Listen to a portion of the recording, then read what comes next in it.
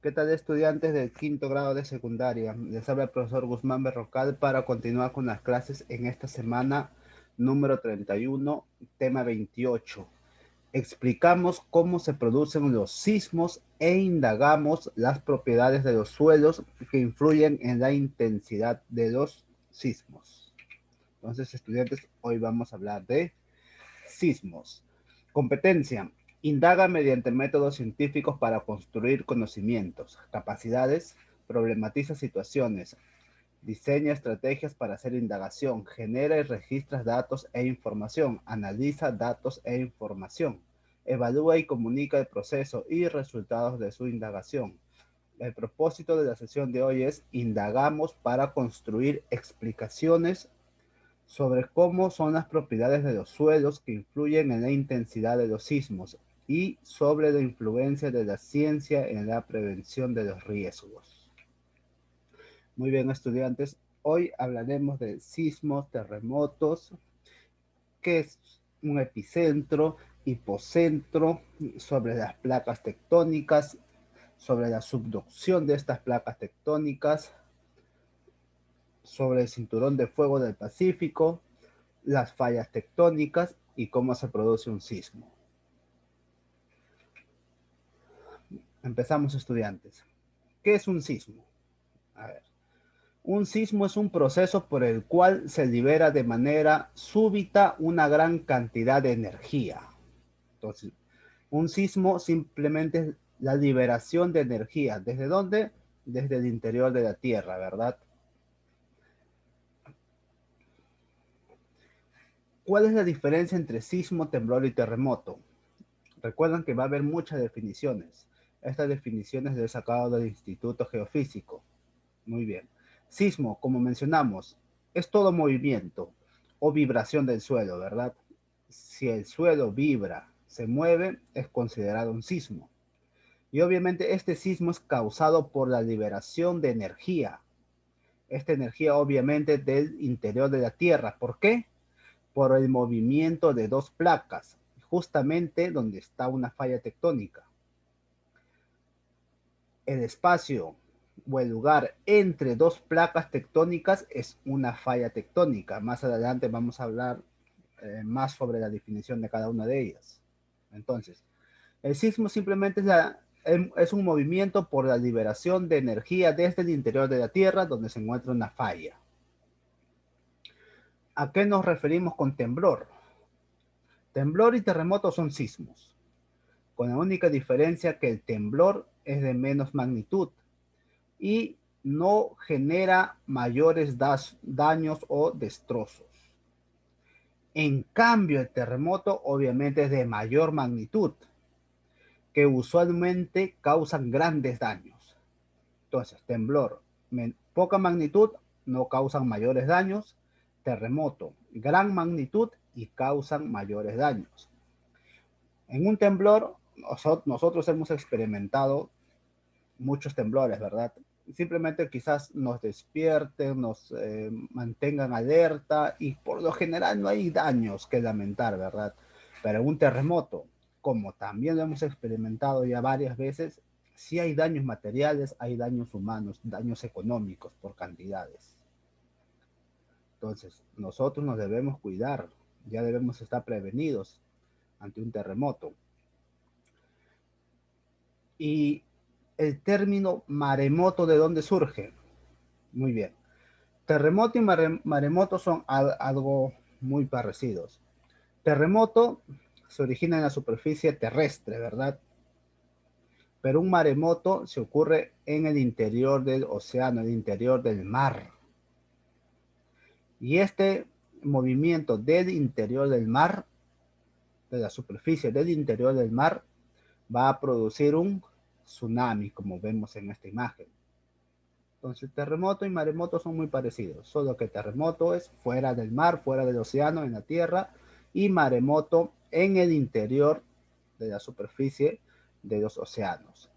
Y este maremoto va a producir este tsunami, el levantamiento de grandes olas. Seguimos. Vamos a definir ciertos términos. A ver, los conceptos de estos términos. Estudiantes, nosotros hemos escuchado, ¿verdad? Epicentro. Pasó un temblor, un terremoto y automáticamente ustedes se preguntan, mamá, papá pregunta, ¿dónde fue el epicentro? El epicentro fue en Nazca, fue al norte de Marcona, al oeste de Ica, etcétera, ¿verdad? Siempre nos relacionamos con el epicentro, ¿verdad? Pero también existe el hipocentro. Epi e hipocentro están relacionados, obviamente. Epicentro es el lugar sobre la superficie de la Tierra situado directamente sobre el foco, foco o hipocentro. ¿Y qué es el hipocentro? Hipocentro es el área al interior de la Tierra donde se genera el sismo. Entonces, donde realmente se genera el sismo es en el hipocentro, dentro de la Tierra. Aquí es el foco, hipocentro. Aquí se origina el sismo, el movimiento telúrico. Entonces, si nosotros trazamos una línea vertical hacia arriba, llegamos a la superficie y este punto vertical al hipocentro se llama epicentro. Recuerdan, epi es sobre o arriba, ¿verdad? Entonces, el foco o el hipocentro siempre se va a ocurrir dentro de la Tierra y siempre en una falla tectónica. Aquí hay una placa y por debajo de esta hay otra placa. Aquí podemos ver otra imagen del hipocentro en el interior de la Tierra y el epicentro es verticalmente hacia arriba, el epicentro, en una dirección vertical. Y estos, tanto el hipo como el epicentro, van a generar ondas, obviamente, ¿verdad? Porque el sismo son ondas. Y van a generar varios tipos de ondas que más adelante también vamos a observar a qué se refieren con ondas P, S, R y L. Entonces, hemos mencionado que un sismo va a ocurrir por el movimiento de placas, ¿verdad? Y ese movimiento de placas o esa separación entre placas se llama falla, como la película de Falla de San Andrés, ¿verdad? Entonces, vamos a definir qué es una falla geológica o una falla tectónica. Una falla es una grieta, fractura o rotura de las rocas de tal manera que un bloque se desplaza con respecto al otro, vertical, horizontal o bien oblicuo. A ver, estudiantes. Aquí tenemos una placa. Pueden observar dos bloques. Aquí tenemos una placa y aquí tenemos otra placa. Separados, ¿verdad? Esta separación es una falla. Recuerden que las placas están en constante movimiento. Y ese roce entre placa y placa, justo en la falla, va a provocar el movimiento telúrico, el sismo. Ahora, de hecho, también hemos escuchado esta palabrita, ¿verdad? Escala. La escala o la intensidad, ¿verdad? Recuerdan que cuando hablamos de intensidad son los efectos, los daños que produce el sismo, tanto daños de vida como materiales. Y cuando hablamos de escala, nos podemos referir a dos, pero el que más usamos es esta escala, ¿verdad? Escala de Richter. También se usa la escala de Mercalli. Ahora, cuando escuchamos un temblor, muy bien, ¿dónde fue el epicentro? Y nosotros decimos cuánto fue la magnitud. En realidad deberíamos decir cuánto fue la escala. Recuerda que cuando hablamos de intensidad, perdón, la intensidad son los daños que se ha producido o los daños que se producen. Entonces, la escala, ¿verdad? Puede ser 3.5, 5.5, 6.1, 6, 8, hasta más, ¿verdad? Y aquí ustedes pueden observar cuando cuando no causa o cuando causan daños, ¿verdad? Nosotros el terremoto que hemos experimentado en el 2007 fue de 7.9. Terremoto mayor causa graves daños. O sea, aún no hemos experimentado de 8 a más en el caso de Ica. Entonces, estas son las dos escalas que estamos observando. Entonces, estudiantes, ya sabemos que es un epicentro, hipocentro, falla, y las escalas, y también hemos hablado sobre intensidad. Ahora, Perú, un país altamente sísmico por el cinturón de fuego del Pacífico. ¿Qué es el cinturón de fuego del Pacífico? A ver, vamos primero a hablar de Perú, ¿verdad? Nosotros sabemos que Perú se encuentra en la placa de Nazca. Eso lo hemos escuchado siempre. A ver, a nivel mundial, recuerden estudiantes que Perú es un país altamente sísmico. ¿Por qué? Simplemente porque forma parte del cinturón de fuego del Pacífico. Todos los países que conforman o que están en el cinturón de fuego del Pacífico son propensos a sufrir temblores, terremotos. Entonces, cuando hablamos del cinturón de fuego del Pacífico, es una región bastante extensa, donde la Tierra libera el 85% de la energía acumulada en el interior de la Tierra. Es decir, donde ocurren mayormente los terremotos, en Perú. En América del Sur, la placa tectónica de Nazca se introduce por debajo de la placa continental o sudamericana. Esto es la causante de la geodinámica activa del país. Esta partecita vamos a explicar mayormente en otra diapositiva para que se pueda entender mejor. Es interesante, vamos a hablar de subducción. Ahora, el cinturón de fuego del Pacífico. Recuerdan que hay 10 placas tectónicas en el planeta. A ver, cuando hablamos de cinturón de fuego del Pacífico, estamos hablando de esta línea roja, estudiantes. Aquí se encuentra Sudamérica, justo en este punto está Perú, justo al lado de la placa de Nazca y la placa sudamericana. Esta línea roja es el cinturón o también denominado anillo de fuego del Pacífico. Entonces, es el lugar donde mayormente ocurre temblores, terremotos. Y también es el lugar donde hay mayor actividad volcánica, porque hay un gran número de volcanes en esta región, en esta zona. Entonces, el cinturón de fuego del Pacífico se extiende a lo largo de 40.000 kilómetros. Recuerden que hay 10 placas tectónicas, estudiantes, y estas placas tectónicas siempre están en movimiento. Es por eso que existen los temblores. Siempre están en movimiento. Recordarán que antiguamente se dice que solo existía un solo continente, ¿verdad? Un solo continente llamado Pangea, y este continente se fue separando. Y ya sabemos que estas placas hasta hoy en día se siguen separando, porque se desplazan entre 1 a 20 centímetros al año. Estas placas se van a ir separando, juntando y rozándose entre ellas. Entonces, por estas placas se va a producir obviamente los terremotos y las erupciones volcánicas en todo el mundo. Entonces, ¿cómo se producen los sismos? En el caso de nosotros, en el caso de Perú, en el caso de la placa de Nazca y Sudamericana, se produce por subducción de placas tectónicas. ¿En qué consiste esto? A ver, esta imagen. Estudiantes, recuerden que Perú está entre la placa de Nazca y la placa sudamericana. Y entre estas dos placas, obviamente hay una falla tectónica, una falla geológica. Y recuerden que en toda falla se va a producir los sismos. ¿En qué consiste la subducción? A ver, ustedes observan aquí una flecha, ¿verdad? ¿Qué pasa con la placa de Nazca? Se va a mover y se va a introducir por debajo de la placa sudamericana. Y recuerden que la placa de Nazca y la sudamericana se van a mover en sentidos contrarios, chocando, ¿verdad? Pero la placa de Nazca se va a introducir por debajo de la placa sudamericana.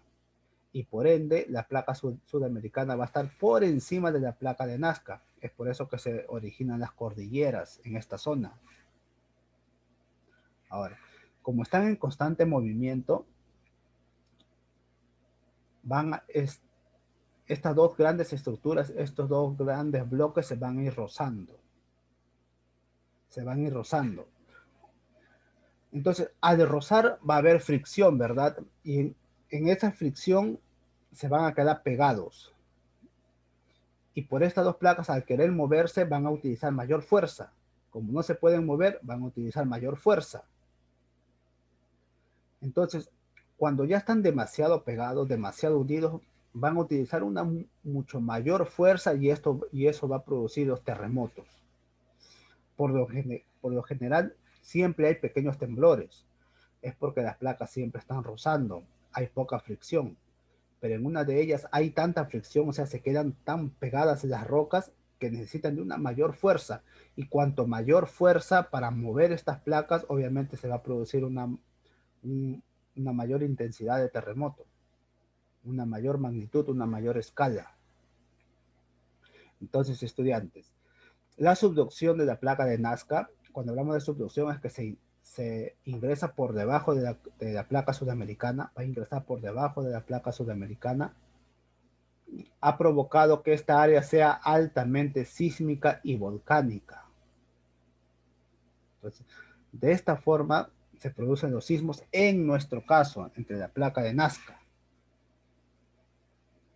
por la fricción de estas dos placas. Cuanto mayor fricción, obviamente utilizan mayor energía, mayor liberación de energía, y por eso que hay terremotos de grandes escalas. ¿Qué son las ondas sísmicas y cómo se propagan? Recuerdan que hablamos también de tipo de ondas mecánicas, electromagnéticas, ¿verdad? Entonces, cuando hablamos de ondas sísmicas, obviamente es un tipo de onda mecánica que se propaga por la Tierra transmitiendo la energía liberada, ¿verdad? Las ondas sísmicas son ondas mecánicas que, como son mecánicas, necesariamente van a utilizar de un medio, ¿verdad? Para propagarse. En este caso, el medio va a ser la tierra, el suelo. ¿Y qué van a propagar? La energía, ¿verdad? Muy bien. Hemos hablado sobre los tipos de ondas, ¿verdad? P, S, R y L. A ver. Las ondas P y S son internas. Las ondas P, llamadas ondas primarias, obviamente se transmiten por el interior de la Tierra. Se propagan por medios sólidos y líquidos, rocas y agua. Su dirección es paralela. Las ondas S son las secundarias. Se transmite también por el interior de la Tierra, como ven aquí en la imagen. Pero solo se propaga por medios materiales, por medios sólidos, y su dirección es perpendicular. Ahora, las ondas superficiales R y L son ondas, obviamente van por la superficie y son las que causan mayor daño, en este caso en los terremotos. Muy bien, estudiantes, ¿cómo actuar ante un sismo? Ustedes ya lo saben muy bien. Hay formas de actuar, ¿verdad? Antes, para ya estar prevenidos, durante, para cuidarnos, y después. Muy bien, estudiantes, van a observar esta imagen porque esta es la respuesta de una pregunta que se está haciendo. Antes, nosotros ya debemos de tener un plan, ¿verdad? No debemos improvisar, ya debemos de saber qué hacer antes de un sismo.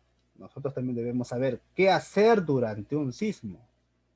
Ya sabemos dónde debemos ir y de qué cosas nos debemos de alejar. Y también después, ¿verdad? Muy bien, estudiantes, analizamos y respondemos las siguientes preguntas. Aquí hay 4 preguntas para que ustedes puedan responder. ¿Cómo se produce el sismo? Vamos a hablar de la subducción, movimiento de placas, la falla. ¿Cuáles son las implicancias que tiene Perú al formar parte del Cinturón de Fuego del Pacífico? Ya sabemos por qué, ¿verdad? Van a explicar. Tercera pregunta, ¿cuál es la diferencia entre hipocentro y epicentro? De preferencia pueden dibujar. Cuarta pregunta, explica tu plan familiar de gestión de riesgos ante un sismo basándose en conocimientos científicos. Quiere decir cómo actúas tú y tu familia para conservar su integridad física durante un sismo. Ahora, estudiantes, vamos a indagar. Les he enviado este documento en Word para que ustedes puedan responder e indagar ciertas preguntas. A ver, estudiantes, Teniendo en cuenta las relaciones de causa y efecto, ¿cómo crees que quedaría la pregunta de indagación? A ver, ustedes van a elegir una pregunta de indagación. Aquí hay 3 preguntas de indagación. Van a marcar las que ustedes van a elegir. Y obviamente para elegir una de estas 3 preguntas de indagación, van a tener que utilizar ciertos criterios. Aquí hay 3 criterios. Gracias a estos criterios, ustedes van a elegir una pregunta y esta pregunta la van a marcar y lo van a escribir aquí. Y como ya tienen la pregunta de indagación, ¿qué necesitan? Obviamente una hipótesis, ¿verdad? Y aquí van a colocar la hipótesis. Como ya tienen la pregunta, ya tienen la hipótesis, obviamente deben de tener las variables. A ver, completa las variables en el cuadro. Acá vamos a poner como ejemplo que hemos elegido una pregunta. ¿Cómo influye el tipo de suelo en la percepción de la intensidad del sismo cuando sucede? Entonces, mira, aquí ya está de color negrito, tipo de suelo, intensidad del sismo. Aquí hay 2 variables. Nosotros debemos elegir cuál de los dos son las variables dependiente e independiente. Recordemos la definición de intensidad. A ver, recordemos la definición de intensidad. Por aquí puse la definición de intensidad. Intensidad se refiere a la medida de los efectos producidos por un sismo. Entonces, intensidad son los efectos, los daños producidos por un sismo. Efecto. Entonces, la variable independiente, la variable dependiente, ya es muy fácil de ubicarlos, ¿verdad? De reconocerlos. Ya hemos visto ya. La variable dependiente sería la intensidad del sismo, ¿verdad? Y por descarte, la variable independiente sería el tipo de suelo. Causa y efecto. Ahí está la causa. La causa sería el tipo de suelo y el efecto sería la intensidad del sismo, ¿verdad? Supongamos que sea el suelo arenoso, el suelo rocoso. ¿La intensidad del sismo va a variar? ¿Sí o no? Muy bien. Van a colocar variables independientes, variables dependientes, según la pregunta que ustedes han elegido, y también las variables intervinientes. ¿Cuál podría ser la variable interviniente? Hay varias. Van a elegir unas cuantas variables. Un ejemplo de variable interviniente podría ser, ¿verdad? Que debe ser la misma intensidad del terremoto o del sismo. La misma intensidad. O la misma escala, por así decirlo, ¿verdad? Para que no varíe la causa y efecto. Puede ser la misma escala. Coloquen aquí, debe ser la misma escala. En la pregunta 8, como ya tienen su pregunta de indagación, tienen su hipótesis, obviamente también tienen que colocar sus objetivos. Se guían por los trabajos anteriores, como son los objetivos, las hipótesis. Para terminar, 9, pregunta 9. Para definir el método que utilizarás para manipular la variable independiente, guíate de estas preguntas. Estudiantes, ustedes como van a indagar, van a tener que experimentar, van a construir unas maquetitas de esta forma. Entonces, la primera pregunta, ¿cómo o con qué representa los tipos de suelos?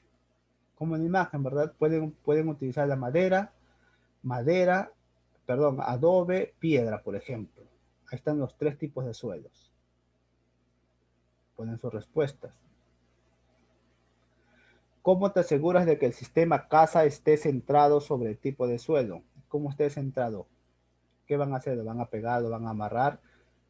¿Van a utilizar resortes? ¿Van a utilizar simplemente una varilla? Recuerden que lo que nosotros vamos a experimentar es esto. Ustedes van a golpear el suelo, y ustedes van a observar qué tanto se va a mover su casa. Su casa, recuerden que va a estar en la parte superior. Y este objeto, este resorte, esta varilla, se tiene que mover de esta forma.